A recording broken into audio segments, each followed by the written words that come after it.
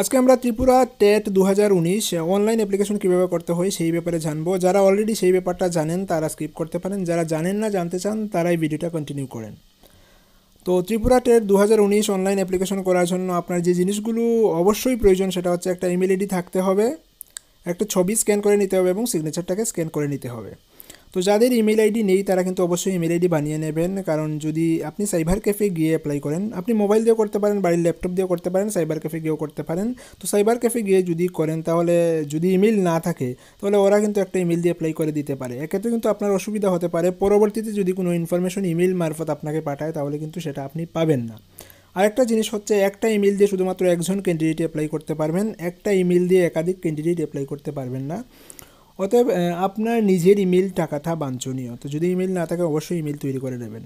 তারপর যেটা খুব দরকার সেটা হচ্ছে ফটোর জন্য কিন্তু অনেক ফর্মই রিজেকশন হয়ে যায়। তো ফটোটা ক্লিন হতে হবে, নিট অ্যান্ড ক্লিন হতে হবে, ব্যাকগ্রাউন্ড প্লেন কালার থাকতে হবে, এক কালার ব্যাকগ্রাউন্ড থাকতে হবে। যদি আপনি যে কোনো জায়গাতে উঠে গেলেন, মনে করুন পেছন দিকে বাক্স দেখা যাচ্ছে বা ক্লিয়ার না পেছন দিকটা শাড়ি দেখা যাচ্ছে, তাহলে এমন হবে না। একটা ওয়ালের সামনে দাঁড়িয়ে উঠলেই কিন্তু ভালো। ব্যাকগ্রাউন্ড যদি সাদা হয়, সাদা হতে পারে, নীল হতে পারে, যে কোনো কিছু, তবে এক কালার হতে হবে। এবং ফটোর সাইজ হতে হবে 35 mm বাই 45 mm, অর্থাৎ 3.5 সেন্টিমিটার বাই 4.5 সেন্টিমিটার। ফটোটাকে স্ক্যান করে নেবেন এবং ফটোর সাইজ হতে হবে 20 থেকে 100 কেবি, 100 কেবির মধ্যে থাকতে হবে। তারপর সিগনেচার কালো কলম দিয়ে সাদা কাগজের মধ্যে সিগনেচার দেবেন এবং সুন্দর করে সেটাকে স্ক্যান করে নেবেন। সেটা 20 কেবি এর কম সাইজ হতে হবে। যদি 20 কেবি এর বেশি সাইজ হয়ে যায় তাহলে কিন্তু ওইগুলো আপলোড হবে না।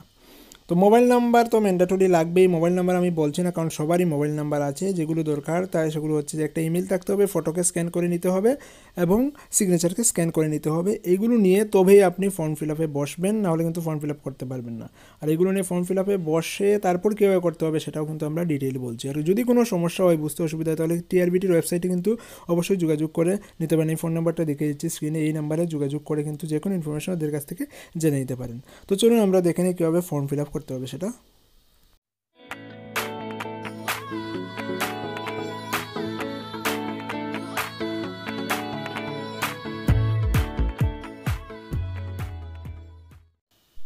প্রথমে আপনার মোবাইলের ব্রাউজার ওপেন করে গুগলে গিয়ে জাস্ট টিআরবিটি লিখে সার্চ দেবেন।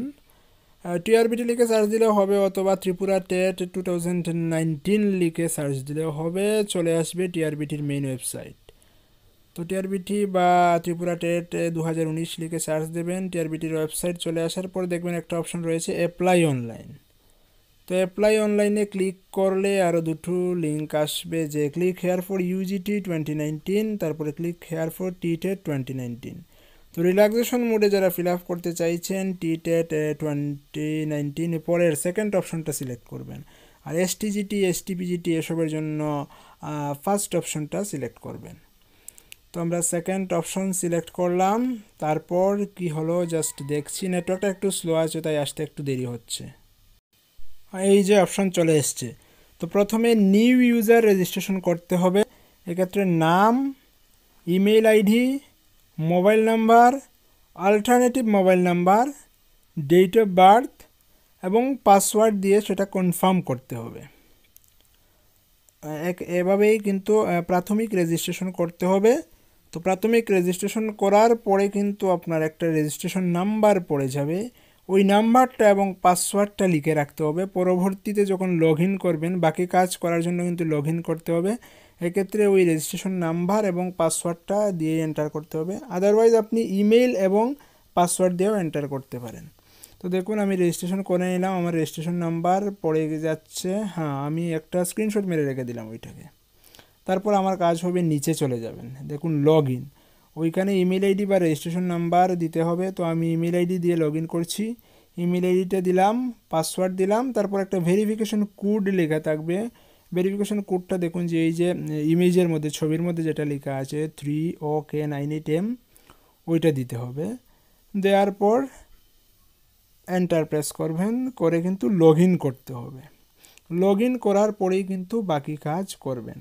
তো তো বলছি যদি আপনি পরবর্তীতেও অ্যাপ্লাই করতে চান প্রাথমিক রেজিস্ট্রেশনটা করে রেখে দিন। প্রাথমিক রেজিস্ট্রেশন করার পরে রেজিস্ট্রেশন নাম্বারটা রেখে দেবেন, তাহলে মনে করলেন আপনার জন্য সিট অ্যালট হয়ে গেল। নাহলে কিন্তু আপনার এক্সাম সেন্টারটা অনেক দূরে পড়তে পারে। প্রথম দিকে করলে কিন্তু এক্সাম সেন্টার বাড়ির কাছাকাছি পড়ার একটা সম্ভাবনা রয়েছে। তো যাই হোক, আমি ইমেইল আইডি, পাসওয়ার্ড এবং ভেরিফিকেশন কোড দিয়ে লগ ইন করলাম। লগ ইন করার পর চলে আসলো আরেকটা ফরম্যাট। সেখানে পার্সোনাল ডিটেল এন্ট্রি করতে হবে, যেমন ফাদার্স নেম, মাদার্স নেম, এগুলো লিখবেন। তারপর রয়েছে ম্যারিড কিনা, ইয়েস অর নো, অপশনগুলো নিশ্চয়ই দেখতে পাচ্ছেন স্ক্রিনে। হ্যাঁ, তারপর রয়েছে জেন্ডার। তো যদি ম্যারিড অপশন সিলেক্ট করেন তাহলে আসবে স্পৌস নেম, আর ম্যারিড অপশন সিলেক্ট না করলে তো কোনো অপশন আসবে না।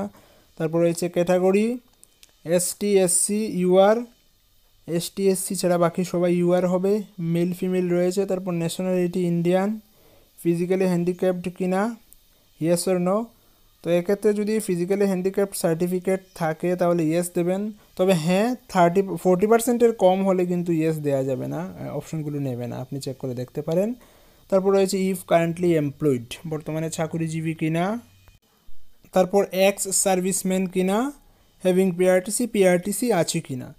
তো এই ট্যাগটা কিন্তু শুধুমাত্র ত্রিপুরার ক্যান্ডিডেটদের জন্য, ত্রিপুরার বাইরের কোনো ক্যান্ডিডেট সেটা অ্যাপ্লাই করতে পারবেন না।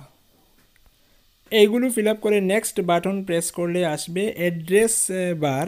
তো অ্যাড্রেস বারে আপনাকে আপনার লোকালিটি, তারপর সিটি বা town, post office, sub division, district, pincode এগুলো এন্টার করতে হবে। এগুলো এন্টার করে নেক্সট বাটন প্রেস করবেন। নেক্সট বাটন প্রেস করলে কিন্তু যেটা আসবে সেটা হচ্ছে খুবই ইম্পর্টেন্ট, ফটো এবং সিগনেচার আপলোড করার ব্যাপারটা। তো আমি কমিউনিকেশন ডিটেইল বা পার্মানেন্ট অ্যাড্রেস, প্রেজেন্ট অ্যাড্রেস সেটা আমি স্কিপ করে যাচ্ছি, জাস্ট ফটো এবং সিগনেচারে চলে গেলাম। আপনি মোবাইল ফোনের মাধ্যমেই ফিল আপ করেন আর ল্যাপটপ বা কম্পিউটারের মাধ্যমেই ফিল আপ করেন, আগে থেকে কিন্তু সিগনেচার এবং ফটো স্ক্যান করে রাখতে হবে। তো ফটো এবং সিগনেচারের ক্ষেত্রে ডিটেইল আমি প্রথমেই বলে দিয়েছি, ফটো কী সাইজের হতে হবে, সিগনেচার কীভাবে দিতে হবে। তো সেই মোতাবেক সেখানে জাস্ট বাটন প্রেস করেই সেখান থেকে আপলোড করে নিতে পারবেন। এই যে চুজ ফাইল বাটন প্রেস করলে সেখান থেকে ফটো এবং সিগনেচার আপলোড করে নিতে পারবেন। তো ফটো এবং সিগনেচার আপলোড করার পর আপনার প্রোফাইল তৈরি হয়ে যাবে এবং প্রোফাইলটা শো করবে। তো প্রোফাইলটা দেখে নেবেন সব ঠিকঠাক কিনা, যে ইনফরমেশনগুলো দিয়েছেন সেগুলো ঠিকঠাক আছে কিনা। যদি মনে হয় কোনো ইনফরমেশন এডিট করতে হবে তাহলে কিন্তু এখানে এডিটের অপশন রয়েছে, আপডেট ইনফরমেশন অপশন রয়েছে, সেখানে ক্লিক করে আপনার ইনফরমেশন এডিট বা আপডেট করে নিতে পারবেন। তো এতটুকু করলে আপনার প্রাথমিক কাজ শেষ হয়ে গেল, মানে বলতে পারেন 50% কাজ কমপ্লিট হয়ে গেল, বাকি রইল 50%। তো এতটুকু করে রেখে দেওয়ার পর কিন্তু টেট 1 এবং টেট 2 এর জন্য আলাদাভাবে আপনাকে অ্যাপ্লাই করতে হবে। এতটুকু করার পর দেখুন নিচে লিঙ্ক চলে আসবে যে টেট 1 এবং টেট 2 আলাদাভাবে অ্যাপ্লাই করতে পারবেন।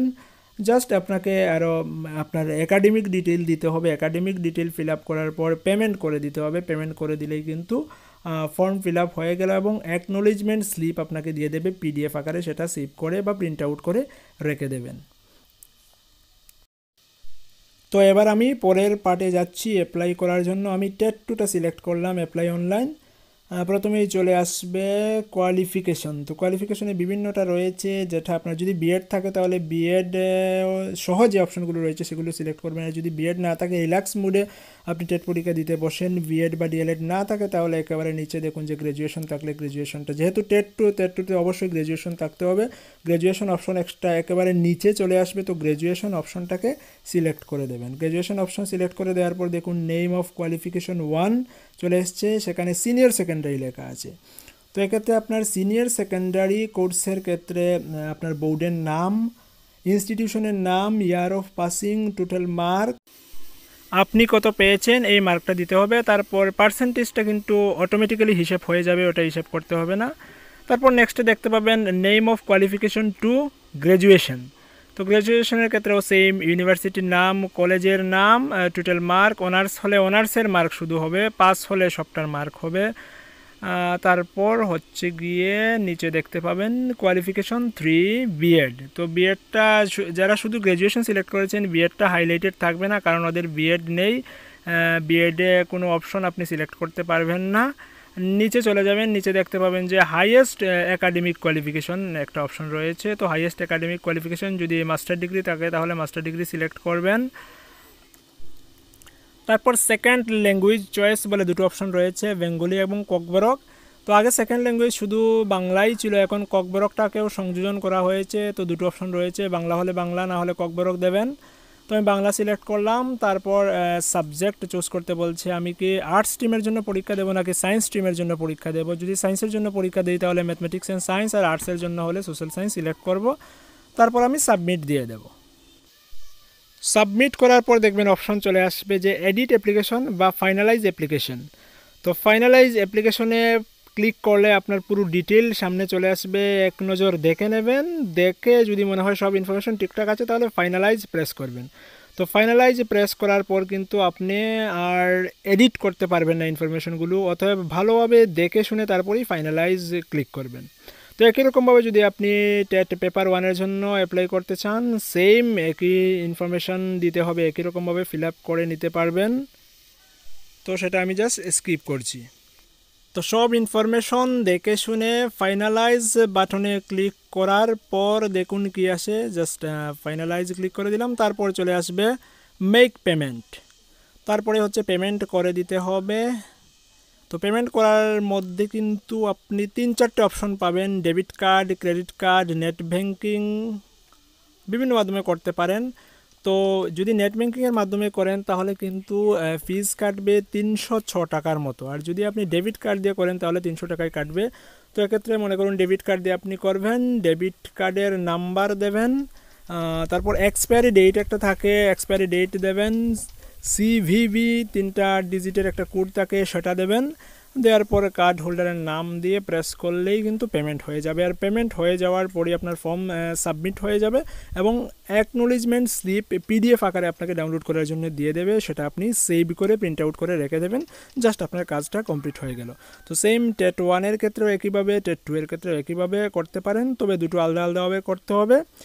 যদি আপনি জেনারেল ক্যান্ডিডেট হন দুটোর জন্য 300 + 300 400 টাকা লাগবে, আর যদি রিজার্ভেশন ক্যাটাগরির ক্যান্ডিডেট হন তাহলে আপনার 400 টাকা খরচ পড়বে।